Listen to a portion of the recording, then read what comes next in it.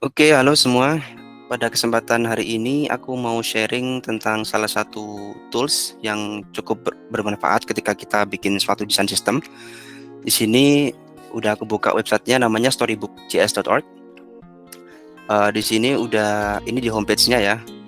Di sini kelihatan kalau kita itu bisa bikin suatu UI, terus kita bisa istilahnya itu tweak sendiri beberapa kayak parameternya, variannya yang bisa dilihat itu di sini apa aja. Di sini misalnya ada semacam chart gitu. Kita bisa pilih salah satu story-nya, terus kita bikin parameter start time-nya ke yang ditentukan seperti ini. Nanti dia jadi menyesuaikan gitu.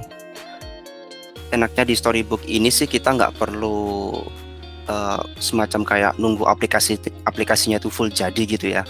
Misalnya kita nunggu API-nya masih belum jadi gitu, kita sudah bisa tes kayak gimana behavior suatu UI.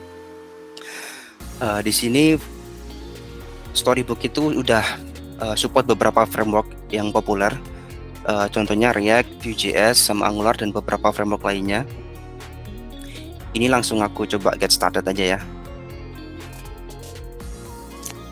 Di sini primary-nya sih kebanyakan pakai React, tapi ada beberapa juga yang lain, yang core-nya, sama ada community juga yang develop tambahan beberapa tipe development seperti Svelte, HTML, sama Ember.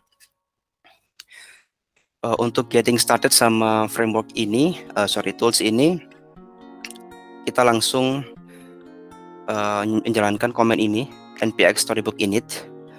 Lalu dari sini kita tinggal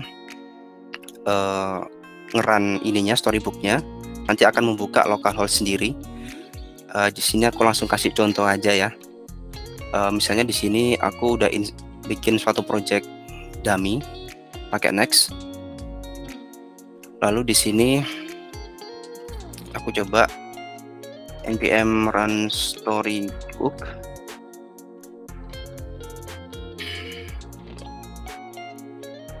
Ini dia udah buka port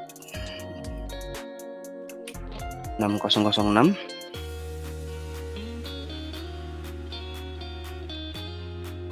Nah, di sini sudah kelihatan beberapa elemen yang udah dibikin dari storybook ini.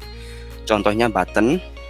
Dari satu button ini kita bisa lihat beberapa story, bisa dibilang ada 1, 2, 3, 4, 5. Masing-masing story ini bisa kita atur parameter yang bisa di set. Misalnya primary-nya ke true false gitu. Terus labelnya click me kayak gitu. Terus bisa juga kita ganti beberapa parameter lain seperti small, medium, large. Terus ini bisa kita ganti juga rounded atau full kotak kayak gini. Dari interface ini kita bisa milih canvas atau docs. Jadi docs ini semacam full dokumentasi dari satu komponen. Di sini ada beberapa parameter yang bisa kita ganti. Terus di sini story-nya. Seperti aku sebutin tadi, di sini salah satu list yang di sini itu merepresentasikan ke masing-masing story yang ada di sini. Dari UI ini juga kita bisa misalnya mengganti screen. Misalnya kita mau nyoba debug di mobile gitu. Sebentar. Bisa juga ke tablet, di rotate juga bisa.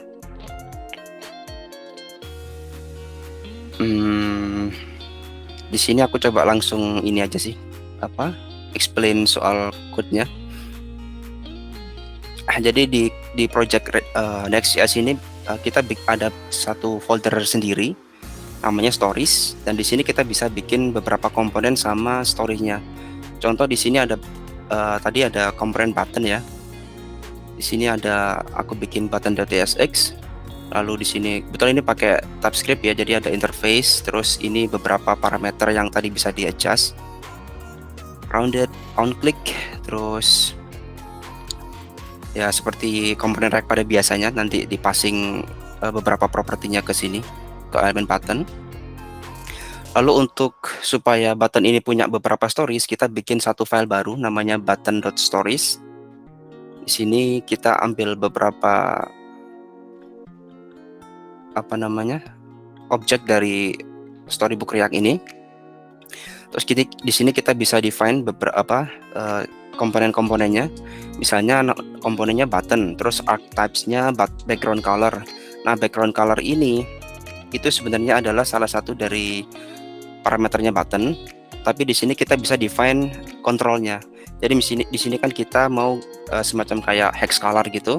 Kita tinggal definekan kontrolnya sebagai color kayak gitu. Setelah kita define komponen metanya, kita perlu definekan komponen story-nya di sini. Kita bikin template, terus beberapa macam story-nya kita bisa define di sini. Misalnya bisa dibilang ini default value-nya ketika pertama kali story ini di load. Nah, kita set parameternya apa aja kayak gitu. Sini primary-nya true, terus labelnya button kayak gitu. Dan juga secondary, large, small, dan lain-lain. Setelah itu bisa dilihat di sini hasilnya kayak gini tadi.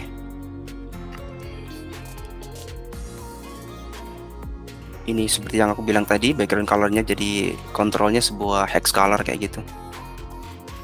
Terus bisa juga kita passing on click, cuma di sini aku belum bikin. Bisa juga nanti actionnya ke record di sini. Kayak gitu sih. Mungkin ada yang mau tanya? Udah ada pernah coba belum soal Storybook ini? Iya, itu tapi source code komponennya itu di dalamnya Storybook, atau misalnya kita punya repo sendiri nih yang udah ada komponen-komponennya, terus mau kita bikinin Storybooknya itu, berarti Storybooknya bakal masuk di source code-nya UI kita atau bisa terpisah gitu dia ngeref di sana? Kalau sekarang sih perlu jadi satu kayaknya Mas, karena di sini kan udah kalau di sini kan contohnya buttonnya kan dari satu folder ini, tapi kan pada umumnya kan kita nggak define sebuah komponen di folder stories kan.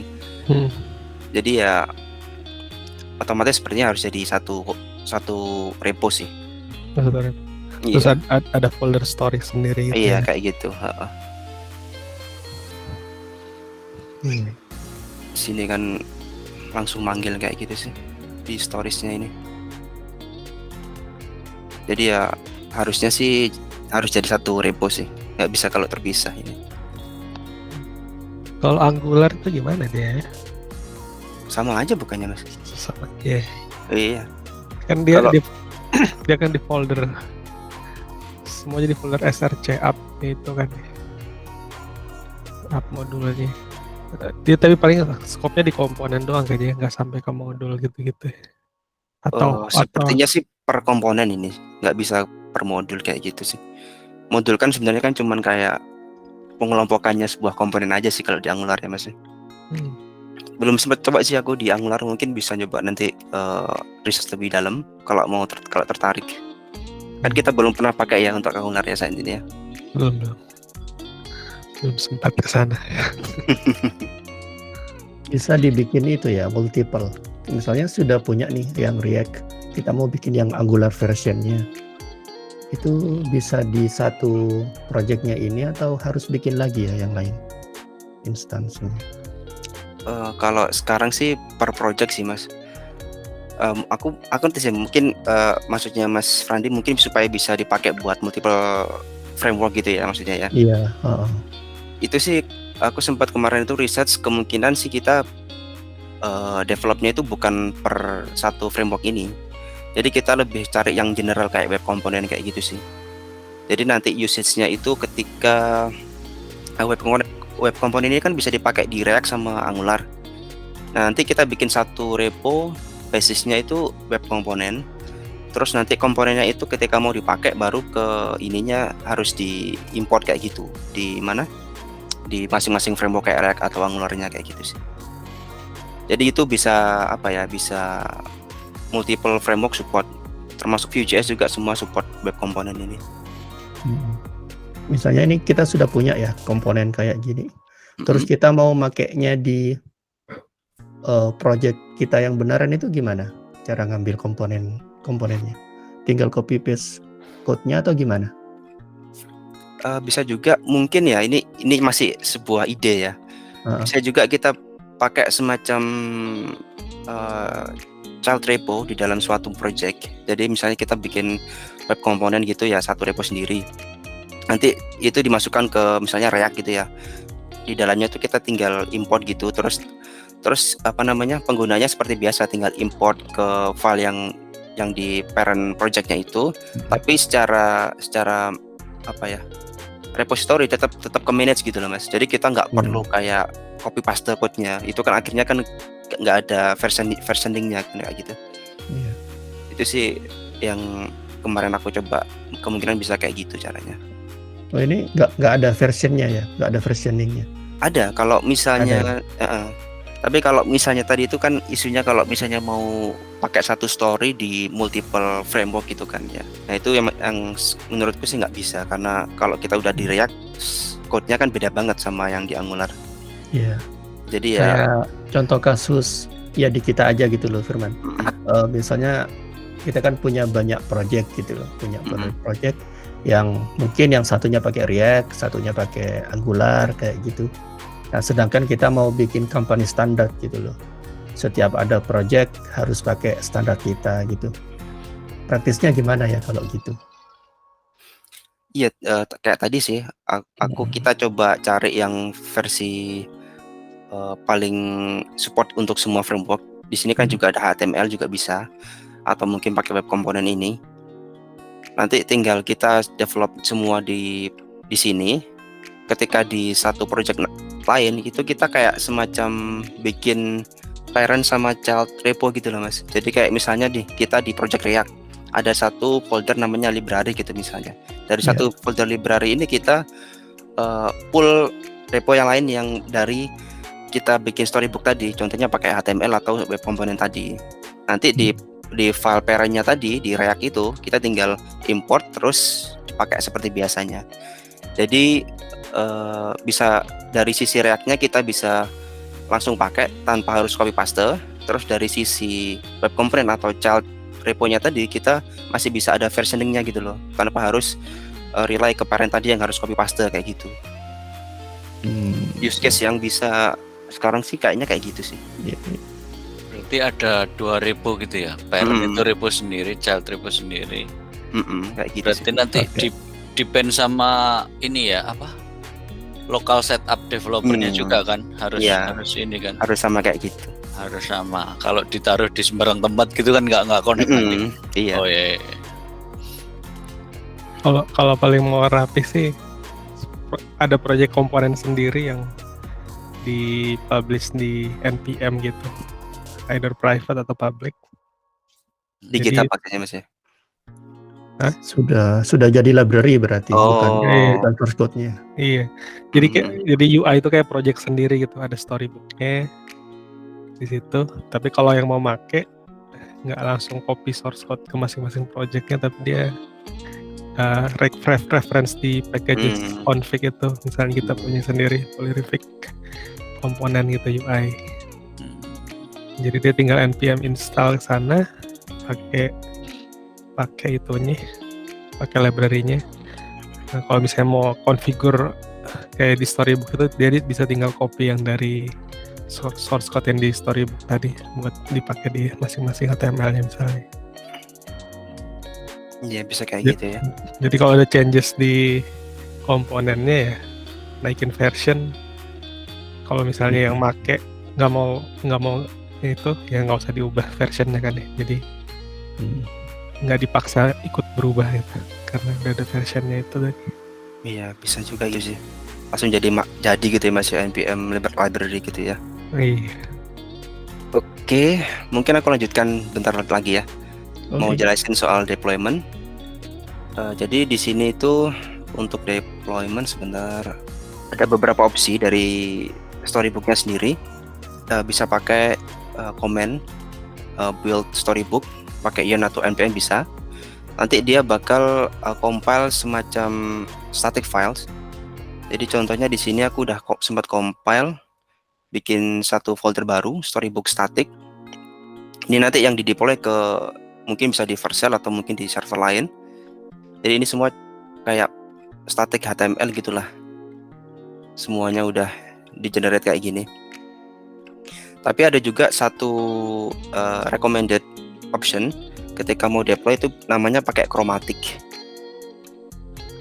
Semacam kayak Vercel gitu tapi versinya storybook gitu. Jadi di sini kita tinggal pertama install dulu chromaticnya ke repository kita, terus nanti kita tinggal menjalankan komen ini. Bisa juga dimasukin ke package JSON-nya di chromatic ini, npx run. Ini langsung aku coba buka ini aja, UI-nya chromatic kayak gimana. Jadi di sini aku udah sempet connect ke chromatic. Lalu di sini aku bikin satu repo baru. Terus di sini kita bisa lihat beberapa build yang pernah ke deploy ke sini. Terus PR juga kelihatan. Lalu di sini library-nya yang ke deploy tadi. Di sini ada 3 komponen. Terus kalau mau lihat tinggal di view storybook. Di sini udah langsung kelihatan. Jadi ini bisa diakses dari semua device sih. Kalau nggak salah ini caranya. Free ini ya chromatic. Untuk chromatic sendiri ada versi berbayar, ada versi gratis. Mana ya pricing? Menurutku sih yang free cukup lumayan sih ini. Udah unlimited storybooks, collaborators. Mungkin dari sininya ini. Snapshot. Tadi yang ada di chromatic ada share library itu dia ngapain tuh share library? Ini ya. Oh ini untuk ini sih, mungkin untuk share ke tester atau mungkin ke designer untuk ngecek. Jadi mereka tanpa harus bikin akun atau yang lain. Nggak bisa. Harus login. Iya, sepertinya harus login. Di sini sih mungkin bisa karena udah login ya. Oh iya. Oh ke intinya ke sini doang ya. Oh iya, ke sini doang sih. Oh iya. Kirain aku dia udah kayak yang tadi kita bicarain bisa dipakai di npm gitu. Oh. Nah, itu berarti proses terpisah lagi berarti ya. Iya. Tapi dari sini kita deployment-nya lebih gampang sih Mas. Kita tanpa harus manual ke server lain gitu. Tinggal jalin komen aja langsung bisa. Terus untuk pipeline juga kemarin udah ada sih pakai GitHub Workflow. Nah di sini langsung kita bisa setup workflow-nya, triggernya on push, terus langsung milih ini tokennya kayak gitu aja sih. Mungkin ada yang mau menambahkan yang lain? Yoga mungkin kalau untuk ininya gampang ya harusnya ya. Kalau untuk deployment pipeline kayak gitu ya. Harusnya kalau dokumentasinya lengkap udah jelas. Oh, tanya dah. Mas Brin mungkin bisa jawab. Belum ya. Baru ada contohnya doang kita. Kemarin kan sempat mau nyoba bikin desain sistem. Kita udah bikin storybook aja tapi belum sampai di Angular. Tapi ya belum terlalu di-maintain sih. Jadi tapi karena kita pakai Catapult ya mostly udah pakai komponen yang sama nih sama yang ada di storybook ini. Hanya storybooknya sekarang nggak di-include di generated code-nya. Soalnya kan kalau misalnya kita include berarti kita harus sediain hostingnya juga tuh. Walaupun mestinya bisa ya, dia nempel aja di app service plan-nya main app-nya. Kayaknya belum ada waktu buat kesana. Kamu sudah tahu caranya belum, Brin? Dari storybook ini komponennya, kalau mau dijadiin library-nya terus dipublish ke npm gitu? Belum sampai ke sana. Baru ini. Belum tahu. Baru sampai pakai storybooks-nya build kayak tadi Firman itu terus deploy. Tapi kalau untuk bikin library sendiri belum sampai ke sana. Mau tanya Mas, aku takut salah paham sama storybook ini. Storybook ini tuh dia bisa nge-build ngebantu nge-build UI terus buat dapetin source code-nya, atau justru malah dari source code buat manage UI yang ada ya Mas? Ini dari source code terus untuk manage UI yang ada. Anggapannya kita kayak mendokumentasikan suatu komponen sih, Rizkun. Tadi kan aku jelasin di sini kita bikin satu file baru nih, jadi kayak tambahan gitu. Kita import komponen buttonnya, terus kita tambahin beberapa parameter kayak tadi itu. Terus dari sini juga komen-komen yang di sini juga bakal ke render ke storybooknya, beberapa parameter di sini. Ini aku contohkan aja di docs ini. Ini kan aku tadi tulis tuh make button round misalnya. Ini nanti otomatis bakal render ke sini. Jadi kita lebih gampang kayak mendokumentasikan suatu komponen sih. Kalau biasanya kan kalau pas kita bikin komponen kita perlu kayak satu page sendiri yang isinya komponen-komponen tersebut di render masing-masing tuh. Nah di sini kita nggak perlu kayak gitu, tinggal langsung lihat aja komponen apa, terus behaviornya kayak gimana kayak gitu. Lebih gampang secara testingnya sih menurut. Dan kalau mau serah terima suatu project juga gampang kalau misalnya ke developer lain gitu. Jadi ngerti behaviornya kayak gimana gitu sih. Oke Mas. Jadi ada developer baru, dia nggak usah manually baca code-nya ya. Jadi lihat aja, oh kita ada komponen ini, cara pakainya kayak gini, parameternya ini gitu. Ini ya dummy question ya. Aku kan bukan orang UI nih, jadinya masih menebak-nebak juga kalau ngomongin masalah UI. Kalau dibantu ya. Kalau bicara tentang komponen base ini hubungannya, kalau aku dulu waktu masih ngerjain full stack kayak gitu, HTML gitu ya. Kita kan mendefine-nya itu ada CSS masternya tuh yang mendefine styling dan sebagainya. Nah, kalau komponen base ini gimana caranya mendefine styling gitu? Biar konsisten dengan komponen yang lain gitu. Biasanya sih kalau ini contohnya di Next.js ya Mas ya. Kita ketika mendefinisikan komponen itu juga kita bikin satu file terpisah. Contohnya di sini nih. Ada button tsx terus ada button .css kayak gitu. Jadi satu file CSS ini hanya untuk satu komponen ini kayak gitu. Jadi kita jarang di komponen base itu jarang banget bikin satu CSS global kayak gitu sih. Kecuali mungkin kayak untuk style standar kayak reset CSS kayak gitu, untuk ngeset CSS yang pada umumnya kayak gitu sih, kayak backgroundnya atau mungkin font family-nya kayak gitu. Tapi kalau per komponen itu kita biasanya juga per file define ininya CSS-nya. Kalau mau dibikin standar biasanya pakai SCSS itu ya. Ya, SCSS juga bisa. Jadi kita bisa ada kayak variabel gitu. Misalnya warnanya biar sama semua ya. Primary gitu. Jadi semua komponen pakai variabel itu, nanti mau ganti primary-nya ya ganti variabel itu aja gitu ya. Iya, itu pakai SCSS bisa kayak gitu. Oh, ini storybook juga bisa ya pakai SCSS kayak gitu? Bisa. Banyak opsinya di sini dia. Di sini ada kayak kita perlu install tambahan sih. Presetnya itu. Iya, ada tambahannya nih. Kebetulan di punya kita juga pakai SCSS. Tambahin storybook add-ons, SASS, post CSS namanya.